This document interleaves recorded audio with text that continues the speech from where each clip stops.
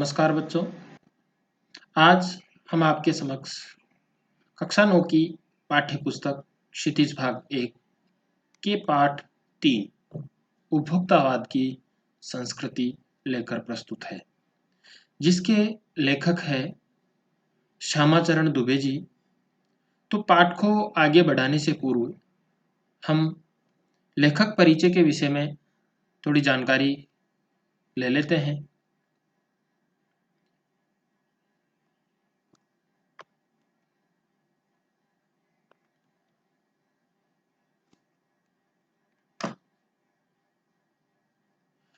श्यामाचरण दुबे जी का जन्म सन 1922 में मध्य प्रदेश के बुंदेलखंड क्षेत्र में हुआ। उन्होंने नागपुर विश्वविद्यालय से मानव विज्ञान में पीएचडी की। वे भारत के अग्रणी समाज वैज्ञानिक रहे हैं। उनका देहांत 1996 में हुआ। 1996 मानव और संस्कृति, परंपरा और इतिहास बोध, संस्कृति तथा शिक्षा, समाज और भविष्य, भारतीय ग्राम, संक्रमण की पीड़ा, विकास का समाजशास्त्र, समय और संस्कृति, ये इनकी प्रमुख पुस्तकें रही है। प्रोफेसर दुबे ने विभिन्न विश्वविद्यालयों में अध्यापन किया तथा अनेक संस्थानों में प्रमुख पदों पर रहे। जीवन, समाज और संस्कृति के ज्वलंत विषयों पर उनके विश्लेषण एवं स्थापनाएं उल्लेखनीय हैं। भारत की जनजातियों और ग्रामीण समुदायों पर केंद्रित उनके लेखों ने वृहद समुदाय का ध्यान आकर्षित किया, अर्थात उनकी रचनाएं कहीं न कहीं समाज से जुड़ी हुई थी, जो भारतीय जनजातियों और ग्रामीण समुदाय के लोगों को बहुत ज़्यादा आकर्षित करती है। वे जटिल विचारों को तार्किक विश्लेषण के साथ सहज भाषा में प्रस्तुत करते हैं। ये उनकी प्रमुख विशेषता रही है। तो अब आगे देखते हैं उपभोक्तावाद संस्कृति का पाठ सार। उपभोक्तावाद की संस्कृति। उपभोक्तावाद की संस्कृति से तात्पर्य है एक ग्राहक का परिवेश। ग्राहक किस प्रकार चीज़ों का उपभोग करता है, मार्केट से उसका कैसा नाता है, धीरे धीरे वो मार्केट का वातावरण कैसे बदल रहा है, ये सारा उसके परिवेश के अंतर्गत आता है और वही बदलाव, वही परिवर्तन उपभोक्तावाद की संस्कृति कहलाती है। उपभोक्तावाद की संस्कृति निबंध बाजार की गिरफ्त में आ रहे समाज की वास्तविकता को प्रस्तुत करता है, अर्थात आज का मानव या आज का ग्राहक, आज का उपभोक्ता किस प्रकार बाजारों की गिरफ्त में जा रहा है। लेखक का मानना है कि हम विज्ञापन की चमक धमक के कारण वस्तुओं के पीछे भाग रहे हैं, हमारी निगाह गुणवत्ता पर नहीं है, अर्थात हम हमारे जीवन में विज्ञापनों को विशेष महत्व देकर उनमें दिखाई गई वस्तुओं के पीछे दौड़ रहे हैं, लेकिन ये नहीं देख पा रहे कि वो हमारे लिए कितनी लाभदायक है और उनकी गुणवत्ता कैसी है। संपन्न और अभिजन वर्ग द्वारा प्रदर्शन पूर्ण जीवन शैली अपनाई जा रही है, अर्थात पैसे वाले लोगों को ये श्रेणी ज़्यादा पसंद आ रही है या ऐसा व्यवहार ज़्यादा वो लोग कर रहे हैं, दिखावे की जीवन शैली वो अपना रहे हैं, जिसे सामान्य जन भी ललचाए निगाहों से देखते हैं। तो दूसरे लोग भी फिर वैसा ही करने की कोशिश करते हैं। ये सभ्यता के विकास की चिंताजनक बात है, जिससे उपभोक्तावाद ने परोसा है। लेखक की यह बात महत्वपूर्ण है कि जैसे जैसे ये दिखावे की संस्कृति फैलेगी, सामाजिक अशांति और विषमता भी बढ़ेगी। लेखक का मानना है कि जैसे जैसे इस प्रकार की संस्कृति का प्रसार होगा, तो समाज में अशांति होगी, विषमताएं बढ़ेगी, लोगों के बीच मतभेद होंगे और लोगों का व्यवहार आत्म केंद्रित होता चला जाएगा। तो चलो आगे पढ़ते हैं आज का पाठ। उपभोक्तावाद की संस्कृति। धीरे धीरे सब कुछ बदल रहा है। एक नई जीवन शैली अपना वर्चस्व स्थापित कर रही है। उसके साथ आ रहा है एक नया जीवन दर्शन, उपभोक्तावाद का दर्शन, अर्थात ये आज का एक नया दर्शन है जो हमें देखने को मिल रहा है। उत्पादन बढ़ाने पर जोर और चारों ओर है। ये उत्पादन आपके लिए है, आपके उपभोग के लिए है, आपकी सुख के लिए है।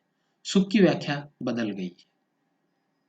अब जो धीरे धीरे जनसंख्या बढ़ रही है, वैसे वैसे बाजारों में चीज़ों की खपत बढ़ रही है, और चीज़ों की खपत बढ़ रही है तो उत्पादन की मांग भी ज़्यादा हो गई है, या उत्पादन भी ज़्यादा होने लगा है। उपभोग भोग ही सुख है, और आज की सुख की परिभाषा बदल गई है, और सुख की परिभाषा हो गई है खाना पीना या उपभोग करना। एक सूक्ष्म बदलाव आया है नई स्थिति में। उत्पाद तो आपके लिए है, पर आप यह भूल जाते हैं कि जाने अनजाने आज के माहौल में आपका चरित्र भी बदल रहा है, और आप उत्पाद को समर्पित होते जा रहे हैं। और धीरे धीरे वातावरण ऐसा बन जाता है कि हमारा खुद का व्यवहार बदलता है, हमारा चरित्र बदलता है, हमारी सोच बदल जाती है, और हम उन बाजारों के विज्ञापनों में दिखाई गई उन चीज़ों को, उन उत्पादों को अपने आप को समर्पित कर देते हैं, और फिर हम हमारा विवेकपूर्ण निर्णय नहीं ले पाते।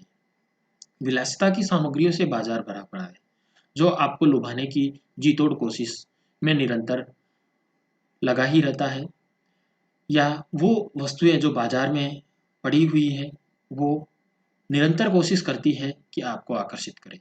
दैनिक जीवन में काम आने वाली वस्तुओं को ही लीजिए। लेखक का कहना है कि जीवन में वही वस्तुओं को अपनाना चाहिए जो वास्तविकता में आपके लिए उपयोगी है और आपके जीवन में काम आएगी। टूथपेस्ट चाहिए, ये आज के लोगों की सोच हो रही है। जैसे जैसे अब लेखक बता रहे हैं, ये दांतों को मोती जैसा चमकीला बनाता है। यह है विज्ञापन की दुनिया। यह मुंह की दुर्गंध हटाता है, यह मसूड़ों को बहुत मजबूत करता है, यह पूर्ण सुरक्षा देता है। वह सब करके जो 3-4 पेस्ट अलग-अलग करते हैं, किसी पेस्ट का मैजिक फार्मूला है। अब आज लोग ऐसा ही करते हैं, नए-नए टूथपेस्ट लाते हैं और नए-नए तरीके से उनको अपनाने की कोशिश करते हैं कि इसमें ये विशेषता है, इसमें ये विशेषता है, इसका एडवर्टाइज़मेंट ऐसे दिया गया था, विज्ञापन में ये लिखा हुआ था। तो इन्हीं चीज़ों से आज का व्यक्ति भ्रमित हो रहा है। कोई बबूल या नीम के गुणों से भरपूर है, कोई ऋषि मुनियों द्वारा स्वीकृत एवं मान्य वनस्पति और खनिज तत्वों के मिश्रण से बना है। जैसे आपको इस पिक्चर में भी, फोटो में भी दिखाया गया है कि एक टूथपेस्ट का विज्ञापन। जो चाहे चुन लीजिए। यदि पेस्ट अच्छा है तो ब्रश भी अच्छा होना चाहिए। आकार, रंग, बनावट, पहुंच और सफाई की क्षमता में अलग-अलग, एक से बढ़कर एक। मुंह की दुर्गंध से बचने के लिए माउथ-वॉश भी चाहिए। सूची और भी लंबी हो सकती है, पर इतनी चीज़ों का ही बिल काफ़ी बड़ा हो जाएगा, क्योंकि आप शायद बहुविख्यात और कीमती ब्रांड खरीदना ही पसंद करते हैं। लेखक का कहना मतलब है कि धीरे-धीरे ऐसी चीज़ों की जो लिस्ट है वो बहुत बड़ी हो जाती है, बड़ी बन जाती है, जिनका बजट भी अधिक हो जाता है, और वो सब आज की विज्ञापन की दुनिया की वजह से ही ऐसा हो रहा है, या फिर ब्रांडेड पर या विशेष कंपनियों के माल पर व्यक्ति का आकर्षण है। सौंदर्य प्रसाधनों की भीड़ तो चमत्कृत कर देने वाली है। हर माह उसमें नए-नए उत्पाद जुड़ते जाते हैं। साबुन को देखिए, एक में हल्की खुशबू है तो दूसरे में तेज। एक दिन भर आपके शरीर को तरोताजा रखता है, दूसरा पसीना रोकता है, तीसरा जर्म से आपकी रक्षा करता है। ये लीजिए सिने स्टार्च के सौंदर्य का रहस्य, उनका मनपसंद साबुन। सच्चाई का अर्थ समझना चाहते हैं, ये लीजिए। शरीर को पवित्र रखना चाहते हैं, ये लीजिए शुद्ध गंगाजल से बनी साबुन। चमड़ी को नर्म रखने के लिए ये लीजिए, महंगी है पर आपके सौंदर्य में निखार ला देगी। तो इस प्रकार के विज्ञापन लोगों को भ्रमित करते रहते हैं।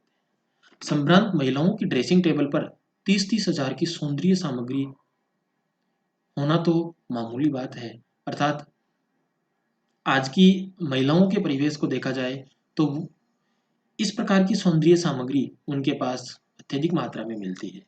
पेरिस से परफ्यूम मंगवाइए, इतना ही और खर्च हो जाएगा।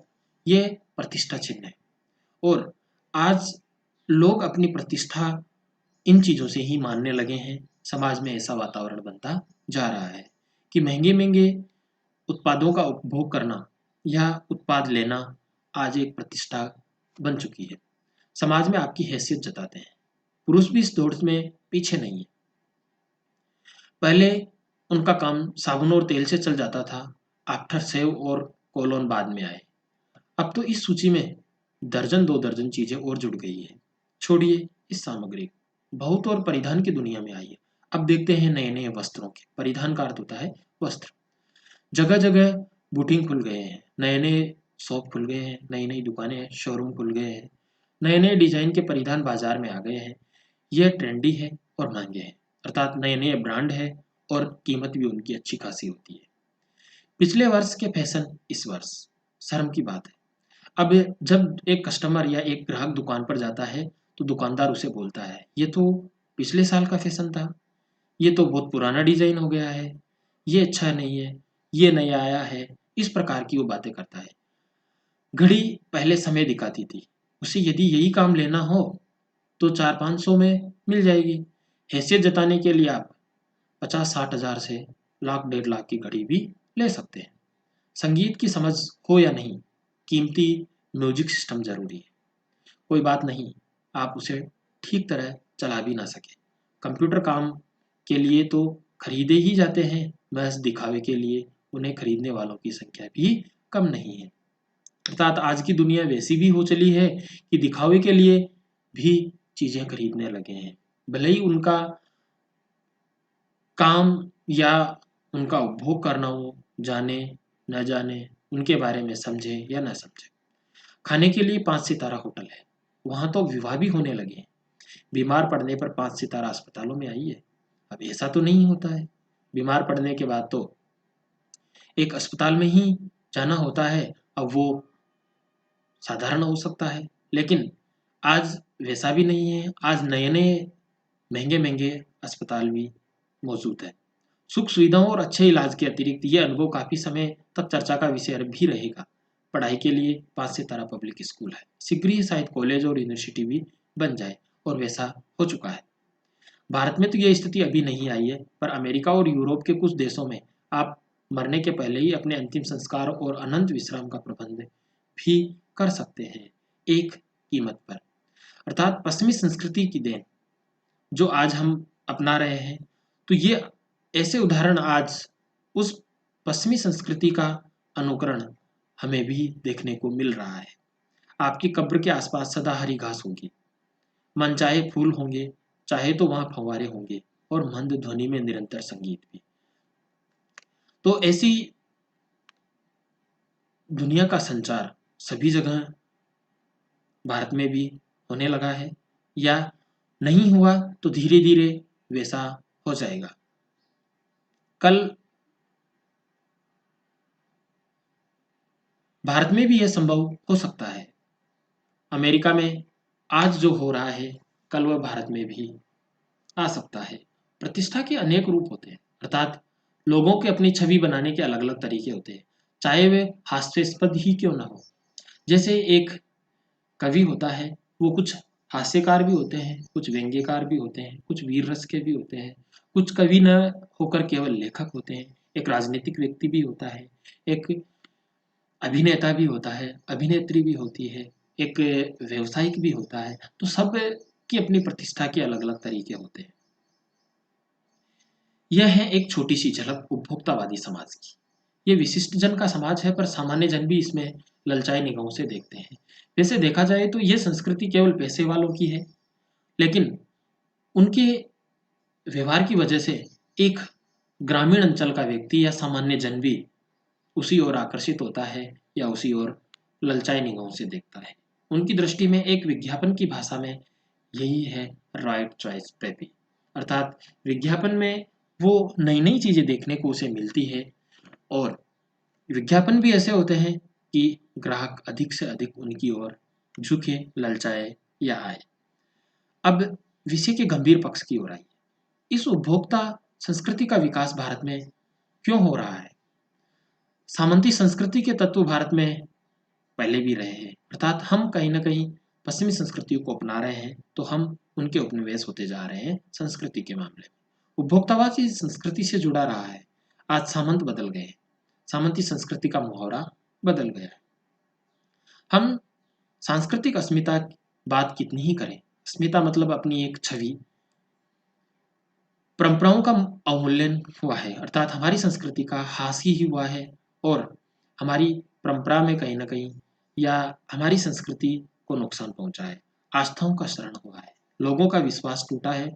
आज समाज में जो विश्वास कायम था, वो नहीं है। कड़वा सच तो यह है कि हम बौद्धिक दासता स्वीकार कर रहे हैं, अर्थात हम बुद्धि के गुलाम हो रहे हैं। विवेक के आधार पर कार्य न करके हम उन विज्ञापनों से सीखे हुए ज्ञान की दासता को स्वीकार कर बैठे हैं।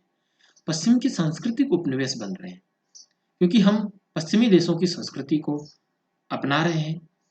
हमारी नई संस्कृति अनुकरण की संस्कृति है, क्योंकि हमने सीखकर दूसरे देशों का अनुकरण करके हमारी संस्कृति को अपना लिया है या हमारी संस्कृति को बना लिया है, तो हम अपनी पूर्व संस्कृति को भूल रहे हैं। हम आधुनिकता के छूटे झूठे प्रतिमान अपनाते जा रहे हैं। प्रतिष्ठा की अंधी प्रतिस्पर्धा में जो अपना है उसे खोकर छद्म आधुनिकता की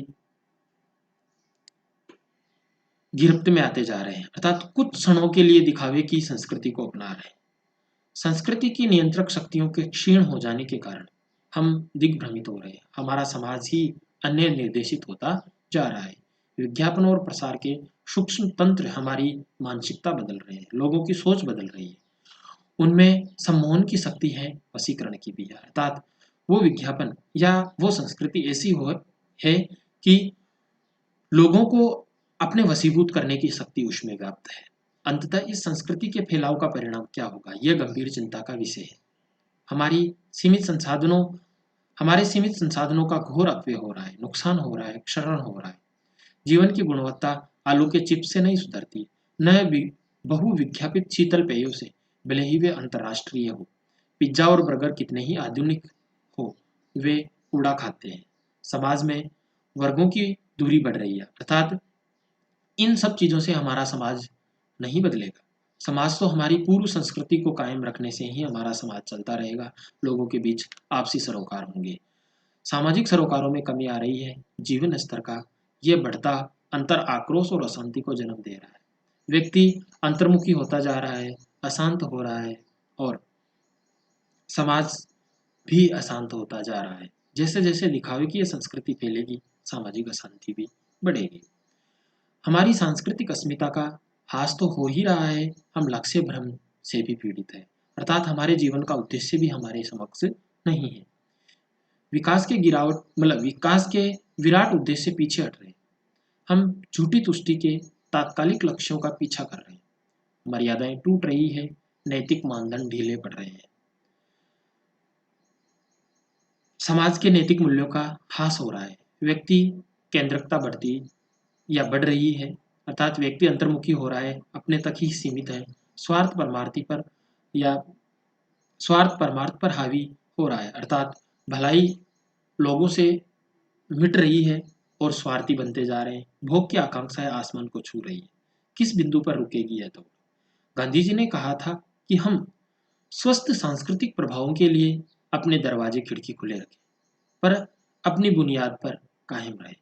कहने का मतलब है कि हमें सांस्कृतिक प्रभावों को अपनाने के लिए, लेकिन वो स्वस्थ हो, हमें हमारे ज्ञान के स्रोत हमेशा खुले रखने चाहिए, लेकिन वो हमारी बुनियाद पर कायम हो, हमारी संस्कृति के अनुकूल हो, उसे हास न पहुंचाने वाले हो। उपभोक्ता संस्कृति हमारी सामाजिक नींव को ही हिला रही है। ये एक बड़ा खतरा है भविष्य के लिए, ये एक बड़ी चुनौती है। तो दोस्तों, आज हमने पढ़ा उपभोक्तावाद की संस्कृति। आशा करता हूँ कुछ आपको समझ में भी आया होगा और सभी को धन्यवाद। ऐसे ही वीडियो आगे लेकर हम आपके समक्ष प्रस्तुत होंगे। पुनः सभी का धन्यवाद।